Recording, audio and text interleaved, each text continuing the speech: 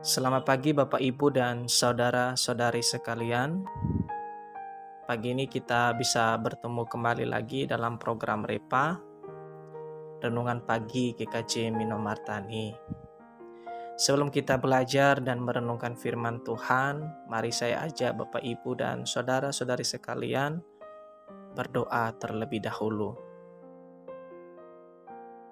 Selamat pagi Tuhan. Pagi ini Tuhan masih memberikan kami nafas kehidupan. Itu semua terlepas dari pertolongan Tuhan kepada kami semua, sehingga pagi ini kami bisa bangun dan datang kepadamu untuk mau belajar dari sebagian firman-Mu. Kuatkan kami, berkati setiap kami Tuhan, supaya kami juga bisa memahami firman-Mu nantinya. Amin. Bapak, Ibu, dan saudara-saudari sekalian, firman Tuhan kita pada pagi ini terambil dari 1 Tesalonika pasalnya yang kelima ayat 16 sampai ke 18. Bunyinya seperti ini.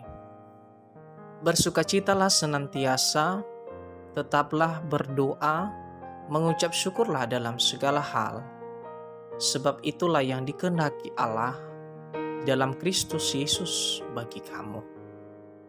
Bapak, Ibu, dan saudara-saudari sekalian, kita tahu surat ini disampaikan oleh Rasul Paulus kepada jemaat yang ada di Tesalonika pada saat itu. Kalau kita melihat di ayat sebelumnya atau di pasal sebelumnya sudah menjelaskan di mana terjadinya penyembahan berhala. Tetapi ada titik balik dari penyembahan berhala kembali kepada penyembahan kepada Allah yang hidup. Sebenarnya dalam 1 Tesalonika ini sentral utama yang disampaikan oleh Rasul Paulus tentang kedatangan Yesus yang kedua kalinya. Tapi di sisi lain juga kita bisa mengerti dan pahami yang disampaikan oleh Rasul Paulus adalah berupa nasihat atau anjuran kepada jemaat di Tesalonika pada saat itu. Nah, pada hari ini kita bisa belajar di dalam ayat yang sudah kita baca tadi. Saya berikan tema kita pada pagi hari ini adalah pertahanan diri sebagai orang Kristen. Apa itu pertahanan diri? Pertahanan berarti suatu kekokohan di dalam diri seseorang. Tidak mudah digoyahkan. Nah, bagaimana kita saat ini sebagai orang yang percaya kepada Yesus Kristus bisa bertahan dalam situasi manapun? Dari ayat yang sudah kita baca tadi, menjadi Kristen, menjadi orang yang percaya kepada Yesus, bagaimana kita menjalaninya? Yang pertama yang saya berikan adalah ada damai dalam diri kita. Di ayatnya ke-16 mengatakan demikian, bersukacitalah senantiasa.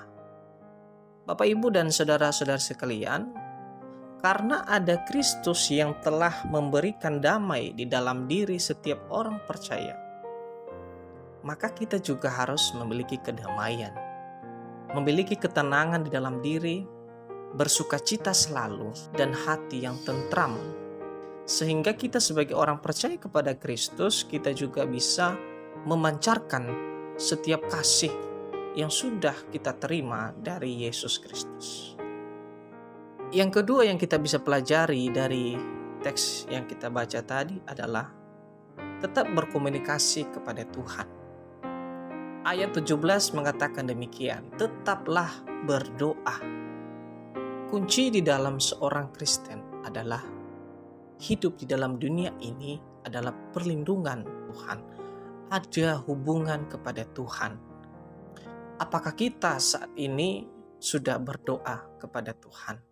Apakah kita saat ini selalu berdoa kepada Tuhan? Apakah hanya saat kita membutuhkan Tuhan kita berdoa kepada Dia?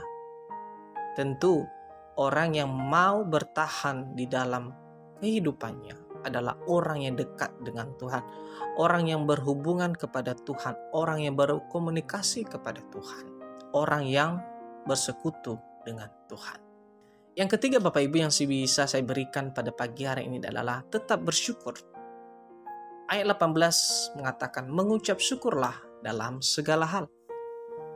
Di dalam kehidupan kita pribadi lepas pribadi, dengan apa sih yang kita miliki saat ini? Dengan kondisi apa yang kita alami saat ini? Nasihat yang diberikan oleh Rasul Paulus menguatkan orang-orang yang ada di Tesalonika pada saat itu. Tidak membalas kejahatan dan kejahatan, tetapi bersyukur dan berterima kasih bahwa Tuhan masih menolong kita sampai saat ini. Jadi di akhir kata saya berikan bahwa pertahanan dalam diri kita sebagai orang percaya adalah tetap bersandar kepada Tuhan dan selalu bersyukur di setiap waktu dan kondisi manapun. Amin. Mari kita bersatu dalam doa. Tuhan yang begitu baik kepada kami semua, terima kasih atas firman-Mu Tuhan pada pagi ini. Kami bisa mengerti langkah kami ke depan. Sebagai orang yang percaya kepada-Mu, bahwa ada pekerjaan Tuhan yang selalu nyata dalam kehidupan kami. Kami bisa belajar untuk tetap tekun di dalam Tuhan. Dan penyertaan-Mu sempurna dan selalu terjadi di dalam kehidupan kami. Kami memohon biarlah Tuhan selalu menuntun setiap rancangan kami ke depan. Dalam keluarga kami, dalam setiap kebutuhan kami, cita-cita kami, serta harapan ataupun tantangan yang akan kami hadapi. Dan kami akan optimis karena kami percaya bahwa ada rencana Tuhan yang indah dalam hidup kami. Amin.